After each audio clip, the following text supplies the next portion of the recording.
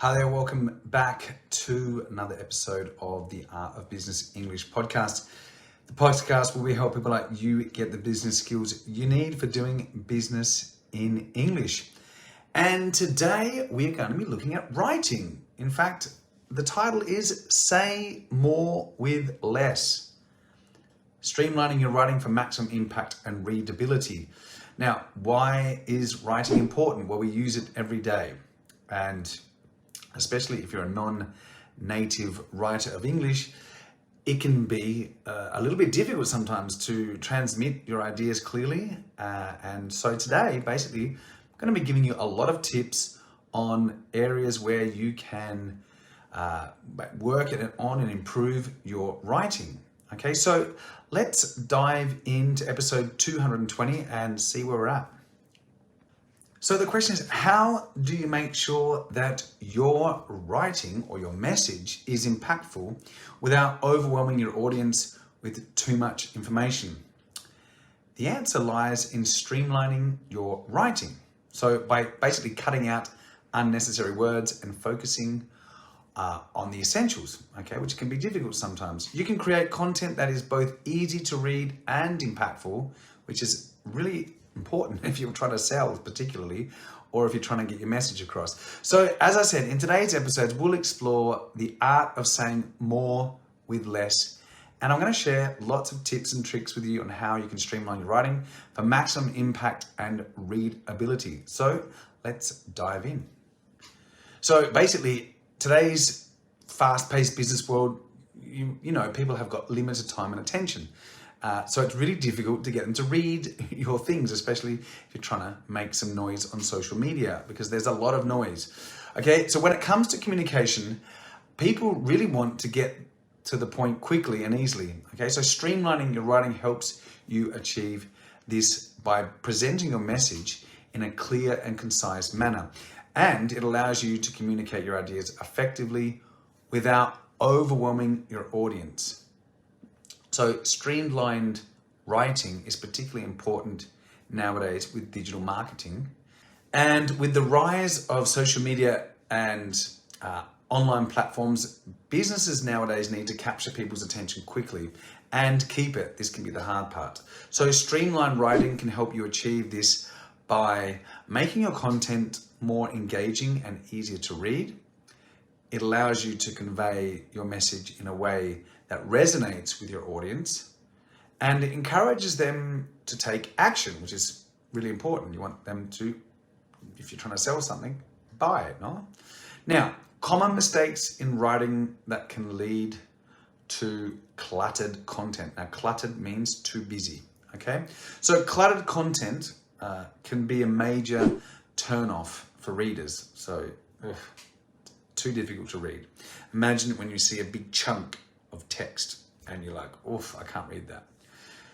And it can also make your message difficult to understand, okay? And therefore it reduces the effectiveness of your communication.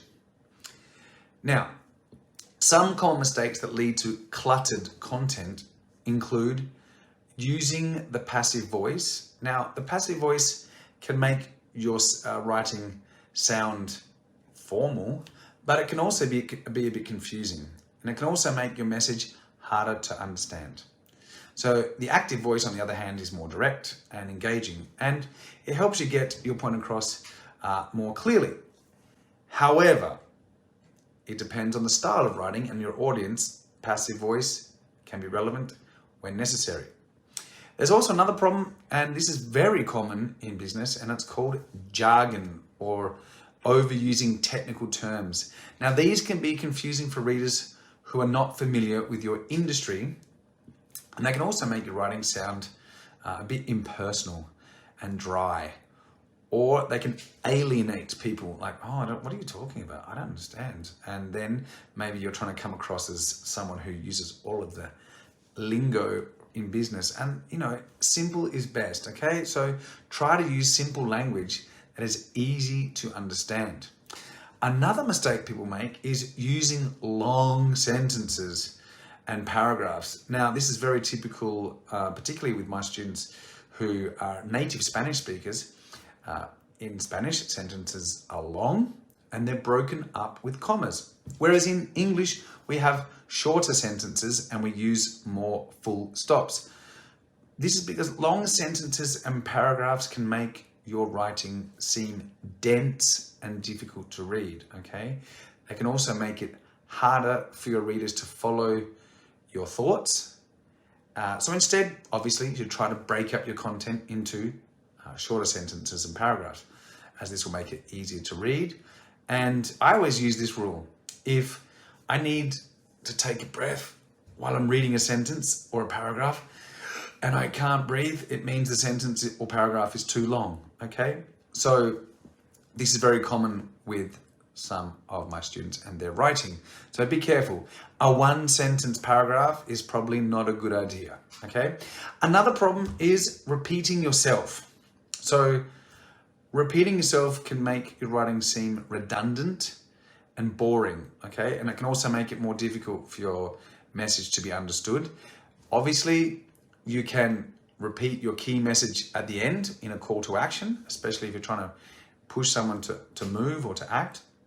However, repeating your message all the way through your writing can be a little bit stressful or boring, or maybe make people think, why does the person keep saying the same thing over and over again? So we need to find the balance between pushing for, like reinforcing our message and being overly repetitive.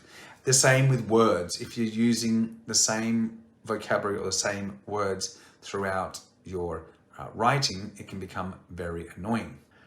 Another thing is using unnecessary words and phrases. So unnecessary words and phrases can clutter your writing and distract from your message. So just remember, they can also make your writing seem less professional. Okay, so be careful with that, and be careful repetition of words, too many words, repeated words.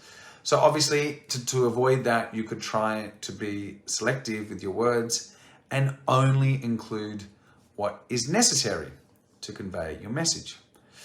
All right, so here's some simple tips to help you with your writing. Cutting out words. Okay, that's a great one. So basically, cut out words and phrases that are unnecessary, okay?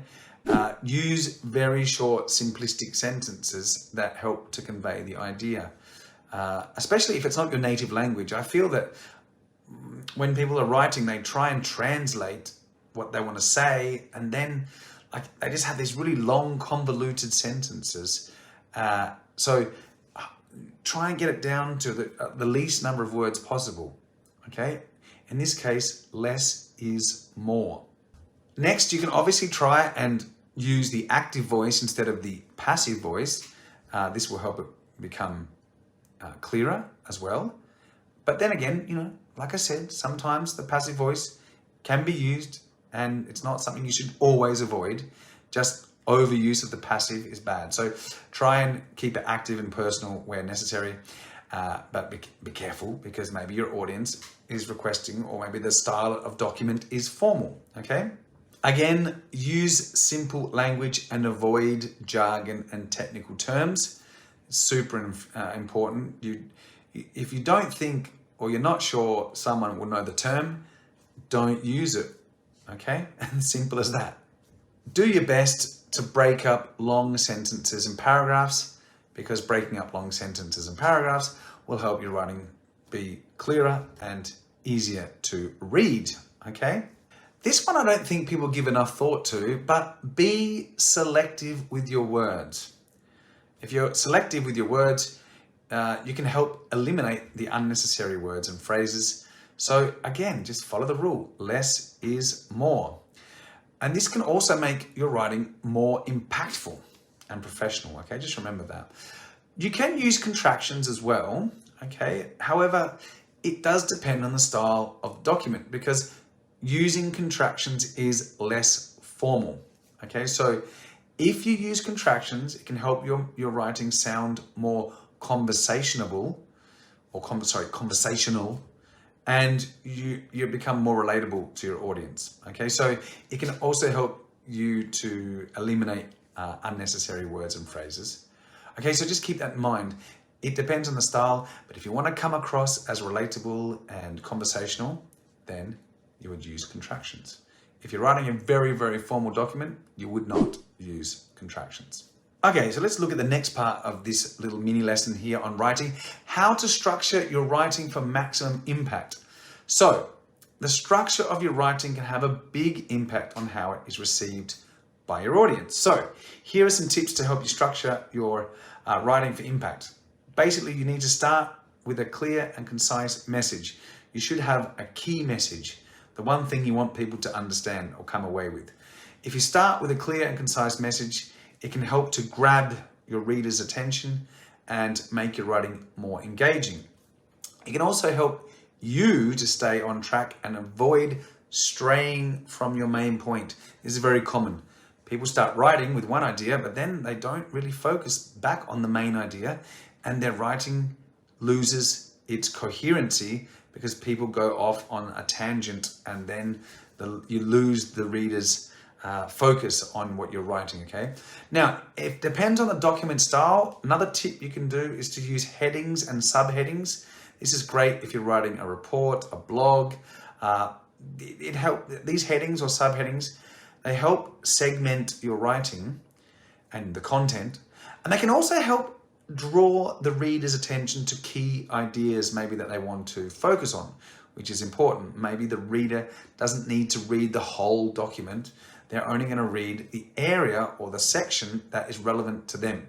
Okay, another tip is to use bullet points and numbered lists. Obviously, the bullet points are those dots, dot list.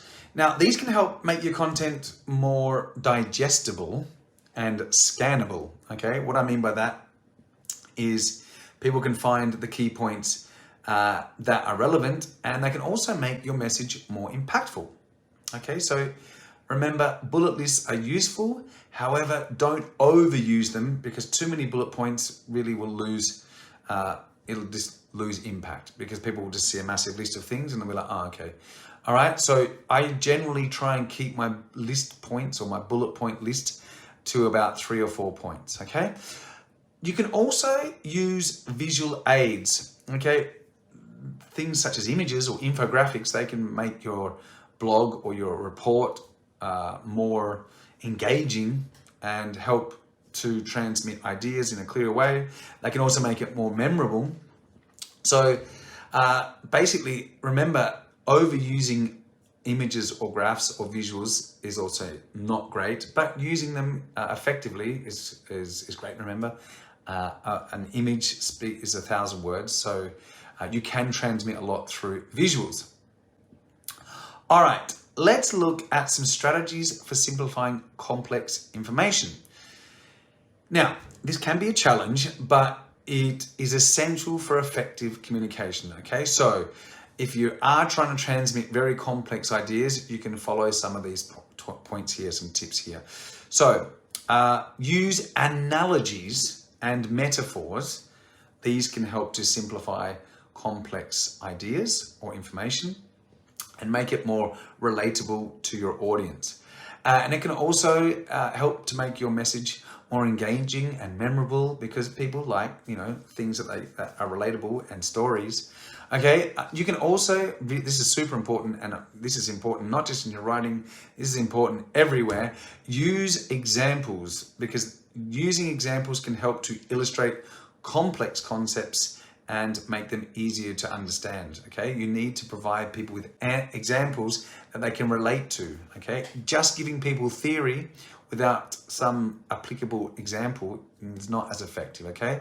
And this is also gonna make your writing sound, or your message sound more relatable, and you're engaging and memorable, okay? Another thing, break down complex information into shorter, smaller pieces, because breaking down complex information into smaller pieces makes it more manageable, digestible, and easier to understand. And, it can also help avoid people feeling overwhelmed when they're reading a lot of information all at once, okay? And again, using those visual aids such as diagrams and charts are great, as long as you do not overuse them. And make sure you keep your charts and your visuals simple. Like really elaborate with charts with lots of data on them, not great, because then people are going to get overwhelmed by all the data points on your chart. Charts should just express simple ideas and simple concepts to really clarify a trend or something that you're trying to transmit to your audience, okay? Okay, there's also the question of formatting. So different documents have different formats, okay? So some basic tips are, proper paragraphing, using interesting title to capture people's attention, the subheadings. But you can also use bold and italics because using bold and italics can help you to emphasize the key points and make them stand out. And it can also help you to break up your content and make it easier to read. There's the whole tips on using bullet points and lists. Those are also important, but don't overdo it. Okay, let's finish up here by looking at some different writing examples and how we can streamline these different samples, okay? Okay, so sales emails, let's start with them. They need to be engaging and persuasive, obviously. They also need to be concise and to the point, because you need to capture people's attention quickly, hold it, otherwise people will just read the first paragraph and close the email or delete it. Because a successful sales email should grab the reader's attention, highlight the benefits of your product or service, and include a clear call to action. Remember that, you want people to act. Okay, next one is social media posts. They need to be attention grabbing and easy to read. They also need to be concise due to limitations on the number of words or characters. So basically a successful social media post should include an eye-catching image or a video, and this can help transmit a clear message as well as having a call to action. Blog posts need to be informative and engaging. And they also need to be structured in a really easy way to read. That means you would want to have them in different sections. And a successful blog post should include headings, a clear introduction, have subheadings, a body, maybe some bullet points here and there, some numbered lists. And you want to summarize the main points and have a distinct conclusion. Okay, so let's wrap things up by looking at a couple of tools that you can use. There are some tools that you can use and some resources you can use for improving your writing skills. But of course, the most important is to practice. It takes time and practice. But here are some of the tools. First one, Grammarly. It's a useful tool that can help you improve your writing, and it'll catch your grammatical errors and your spelling mistakes as well. It can also help you to eliminate unnecessary words and phrases. There's the Hemingway editor. It's a useful tool that can help you to simplify your writing and make it more impactful. And it can also eliminate unnecessary words and phrases. There are also writing workshops and courses, which I would encourage. Here at the Art of Business English, we have got a fantastic writing course called Effective Written Communication for Business. Looks at all the best practice for writing a variety of documents for business and how you can get your message across clearly and effectively. And of course, reading, surprise, surprise, reading can help you improve your writing skills by exposing you to different writing styles and techniques. So it's really important that you read. And of course, finally, there is ChatGPT, which people seem to be using a lot nowadays for their writing. However, through my experience with ChatGPT, which I use pretty much every day because it's a great tool. However, if you really want to come across as authentic and if you really want to write from you, then you need to do the writing yourself. You can definitely get some ideas and check some structures with ChatGPT, but I've found that ChatGPT does write in a very artistic-y, literary style that maybe is a little bit too much, and it doesn't come across as authentic or something that you would have written as a non-native English speaker. So it's really important that you remain genuine and authentic in your writing, because you might not always have access to the AI tool. Maybe you're going to have to meet that person in person that you're talking to. So I definitely think it's a useful tool. However, you can't just rely on it to write everything for you, because otherwise it's going to come across that it was written by ChatGPT, which is not what we really want these days. We want to come across as authentic, and if it was written by an artificial intelligence machine, you're not going to be very authentic, okay? So keep that in mind. Okay, let me finish by summarizing the benefits of streamlined writing. Firstly, readability is super important. It needs to be easy to read, and if your writing is streamlined, then it's going to be easier to read and understand. And this can help you communicate your message more effectively and keep your audience engaged. It's going to increase engagement. So increased engagement is super important nowadays. Streamlined writing can help you grab your audience's attention and keep it, which is really difficult these days. And if this higher engagement is likely to lead to your audience taking action, and taking action is usually buying your product or service. It's going to improve your brand perception, because streamlined writing can help you present your brand in a more professional and polished manner, which is important. And of course, this can lead to improved brand perception and increased credibility, which is always important nowadays. There's a lot of noise. And again, it can also increase conversions, which is super important. Streamlined writing can help persuade your audience to take action, whether that's making a purchase or signing up for your newsletter or whatever it is. And this can then lead on to increased conversions and higher returns on your investment. Okay, so the power of saying more with less is the essence of effective communication, and streamlined writing is an essential skill for effective communication. So it's something you really need to take a look at.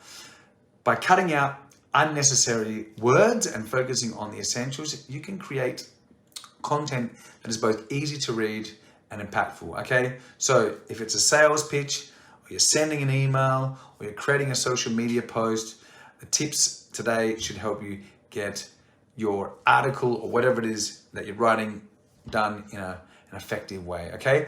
We've got lots of other podcasts on writing and language. So when you combine your language skills and your vocabulary with these tips, I'm sure you're going to be able to generate some fantastic content that will help persuade your audience and the readers to act. Okay, well, that's it for me, people, today. I'll be sure to put in the show notes a link to the Effective Written Communication for Business course that I did mention earlier, and you can get your hands on a copy of that. I take you through the full program, looking at lots of different styles of documents and all the language and expressions that you can use for each of those to make your writing super impactful and persuasive. And that's it from me. I hope to hear from you people. Send me your comments and your thoughts on this and all my other episodes. Be sure to check us out on YouTube, TikTok, Instagram, and of course on the podcast, where you can find us on all the major platforms. And if you do like the podcast, be sure to share it with your friends, and if possible, drop me a review. I'd really appreciate that. Thanks again, everyone. It's been a pleasure, and I'll see you on the next episode of the Art of Business English podcast. Take care. Bye for now.